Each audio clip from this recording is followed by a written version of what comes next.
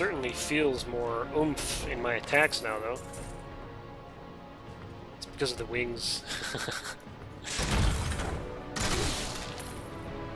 Yeah. Well, my bow, not the item itself, but my attack spreads out, so...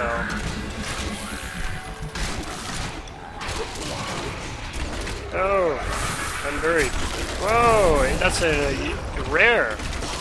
Alright, so he's a minion for teleporter, so they'll teleport around. I got my invisibility there, so I'm safe so long as I manage my resource appropriately. I'm gonna kill this guy first, that way he won't summon more skeletons.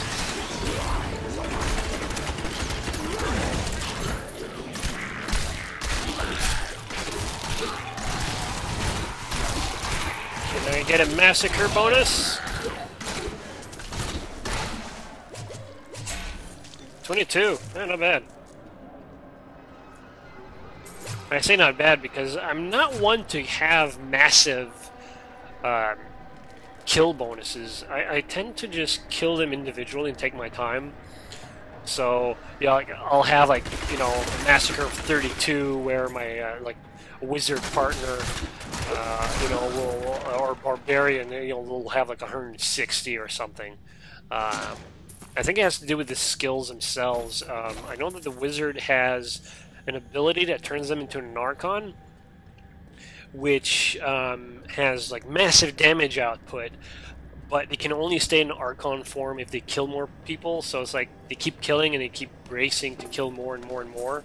So I think their kill count, like their massacre bonus, gets like insanely high. I don't have an ability that does that, I think, so... And I'd rather just stay alive and not, you know, help the bad guys out into killing me, essentially, so... Don't give me a reason to end the game earlier. Especially when you're playing hardcore, you don't want to... You want to play it safe. And you don't want temptation to finally kill you. And it's one of those games, I think that's the difficulty of hardcore mode, is the fact that you're tempted so much.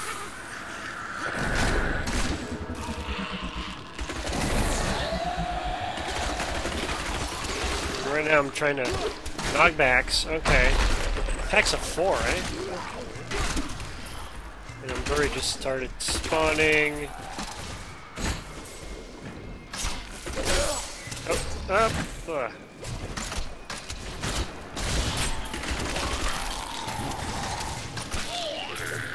But yeah, the idea is to dodge as many projectiles as possible. I think the hardest projectile to dodge are arrows from skeleton archers because they're so small and they don't really blow that much, as opposed to the big arcane orbs that you saw earlier.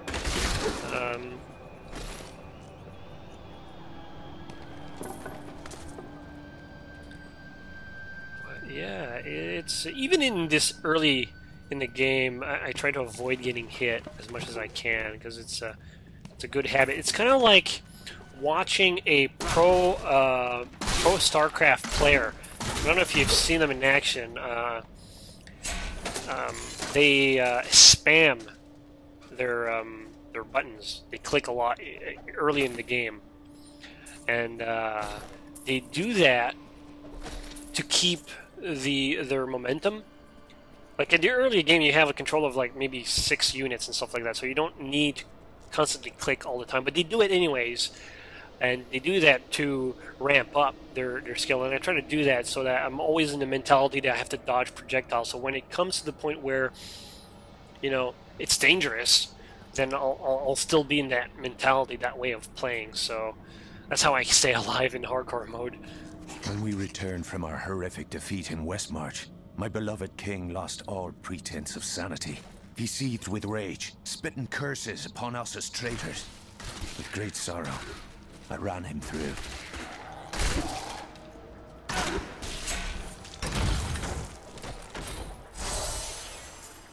I should have clicked the actually tried, it didn't click. The fortune shrine and first before the chest to increase my magic find, but oh well. Killed you too quickly, didn't I? Yeah, once you kill the casters first, they don't really spawn any enemies, so it gets a little easier.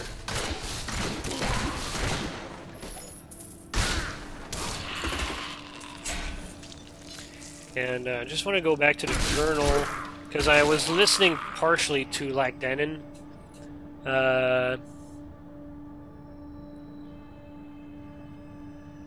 Right. The backstory that he's telling like Denon, he's basically saying like there was a war on Westmarch.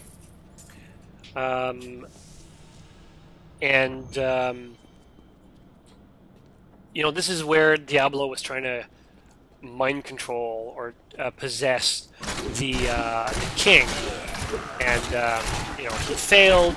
Diablo, that is. So he basically waited until the king was out in the field, like in war at Westmarch. So the king moved out with his soldiers, and during that time, I guess the prince was weak enough or young enough to not. Yeah. The prince was young enough or not to not go into war with his dad, I guess. So he stayed home and got kidnapped by Lazarus, the Archbishop, and that's where he became Diablo. And then you basically kill your own brother in Diablo 1. So that's kind of weird. Anyways, so here I just freed up a warrior. He's actually a Templar. You get to learn that fairly soon. Who are you? You will know soon enough. Help me find my gear. I will reward you well. Tell me, what brought you to this infernal place? I must kill the Skeleton King. Then our aims align. Just gonna check out this. This is like one of the first companions that we call Henchman in the Diablo series, and this is the kind of guy that I tend to carry on with me. Actually, I'm not a huge fan of mercenary type characters in my games. I tend to go solo, but as far as Diablo 3 is concerned, I actually enjoy it. They help out, for one. They're not the most useful characters, but they help out nonetheless. And they have little bits of lore when you talk to them. And just while you're fighting monsters, they have interesting corpse. This guy's like the holier-than-thou type of character. And my softcore character, who is also a demon hunter, plays with a Templar henchman. Now, for this playthrough, I'm thinking of actually going with the Scoundrel, which is the second mercenary that you unlock, but he's further up throughout the game. He's later in the Act 1. So, the cultists dragged me past this glowing pit. What made it? I will know soon. So once I unlock the other henchmen, I'll bring that guy along. For now, I'll just settle for Mr. Templar. Down this way. There are my. He's free. Well, you open up. Come on. I am Cormac, warrior of the Templar Order. If it is the Skeleton King you seek, then you will have to fight your way past John Dar. There is no reason we should hunt alone. I usually prefer to be alone, but I will make an exception for a warrior like yourself. It's funny because my character says like he prefers to work alone, and I just finished talking about my plans for henchmen and stuff like that. I guess he has a reason for the Scoundrel. I don't know. I'll have to check that out.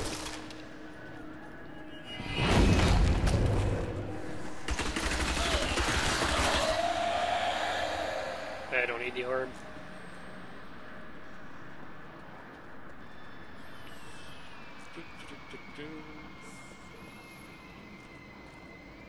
Wow, nothing? There we go. Your fear betrays you. That magic bars our way. But the will of a Templar is stronger. I actually managed to dodge an arrow. Pretty proud of myself. I mean, it is possible, it's just harder.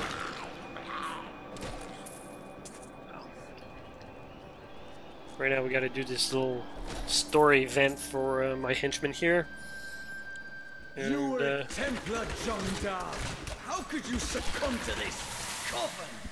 The Coven is my brotherhood now. The powers we serve will soon rule this world! another unique. Please forgive me. My vision was clouded by the Coven's evil magic. Betrayal can never be forgiven.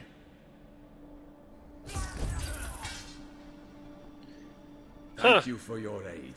I will go with you on your hunt for the Skeleton King. But there is one condition. If we find the sacred tomes of my order, they are mine. Very well. I have no need of books. Then onwards we go, to fight the Skeleton King. It is good to fight with you again. And then he just spawns a double. It's kind of interesting that my character says I have no need of books. I'm trying to think, like, maybe that's why I can't loot books from the bookshelves. Because my characters just go, nah, it's boring stuff, like words. So I've unlocked this guy. I'm gonna see... I'm trying to think of what my character is spec'd at with my softcore character, and I think he's got the taunt.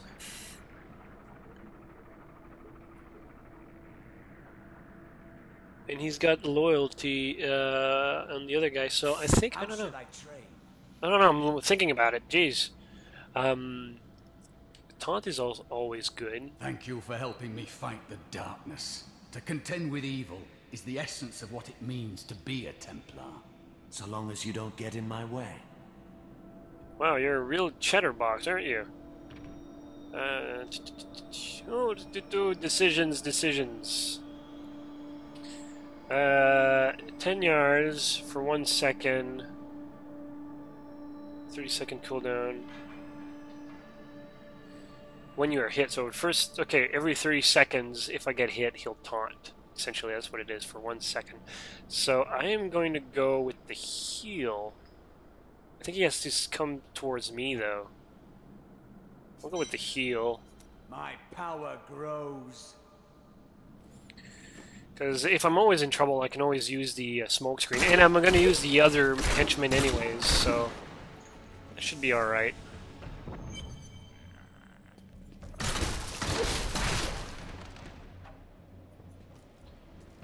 And I think there's a way to reset. Oh, retrain. There it is. Okay. I've actually never used that feature before, so I'm not exactly sure how it entails. But like I said, like, books. No need of books. It'd be funny if they, for this character, the Templar, every time you hit a bookshelf, he's like, rummages through them, like, oh my god, books, books, gotta find my tome. But he doesn't. It'd be funny because then he controlled the poor guy. So. Oh.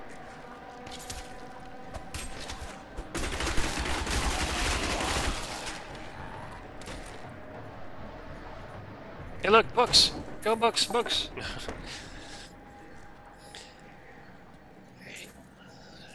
Ooh, another one of those. I will forever live in anguish for my last attempt to honor my king. As we lay him to rest in his burial chamber, he manifested as a hideous skeletal demon. Gorash and my other knights were overcome at once, but I fought on.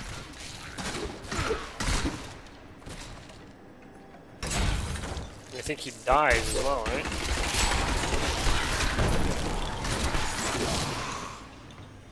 Well, it's past tense, so he must have been alive. I don't remember anybody called Lack Danon. vengeance!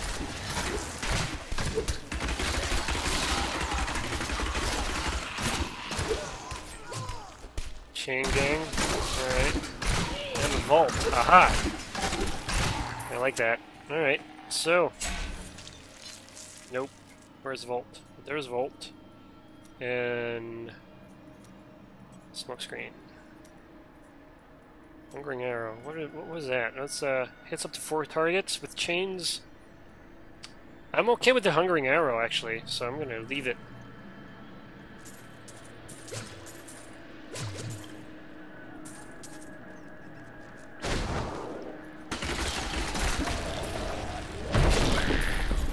That skeleton is dead.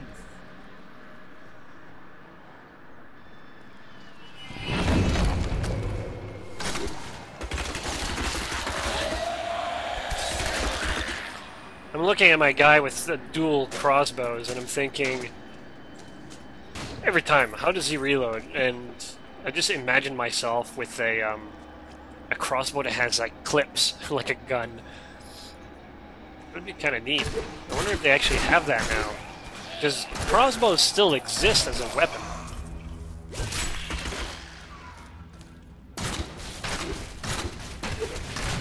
Even bows.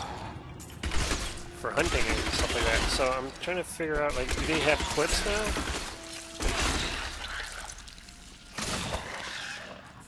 Something to Google search. One of these days.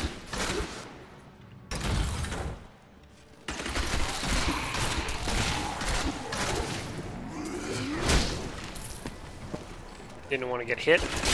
Because normally, like, you saw the blue ring, right?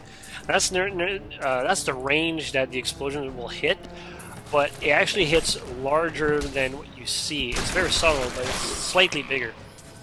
Because the ring fades out, and it ends at the fade. So if you're at the very edge, you'll get hit. So I try to avoid that as much as possible. And, one's down.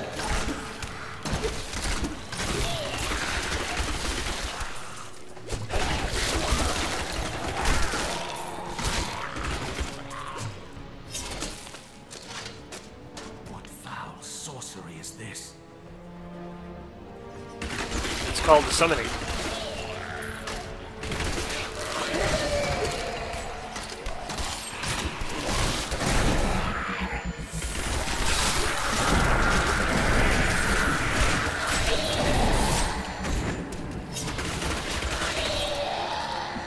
Where'd the other one go? Did I kill him already?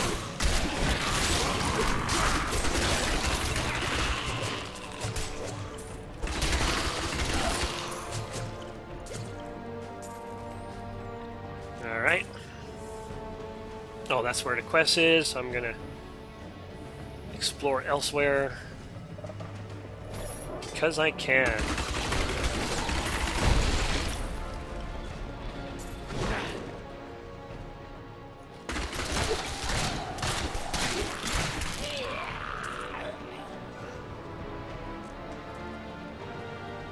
Okay, there's the fallen star. This is probably like an empty room, like I mean a closed room, judging by the layout of the map. Let's see if I'm right. Probably is. Yep, it's closed.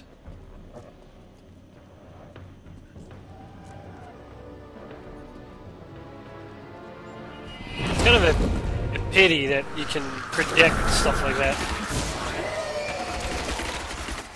I tried to count how many we've killed, but I've lost track. I think there's a beast area that tells you exactly how many monsters you killed.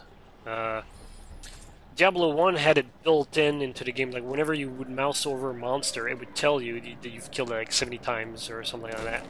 I don't think Diablo 2 had a mechanic like that. I'm trying to think, does Diablo 3... I think it's in the main menu. Character sheets and stuff like that. So... Feel my wrath. I could not Fear pain. Rule the turtle. Talk back. What a monstrous creature! That wasn't so bad.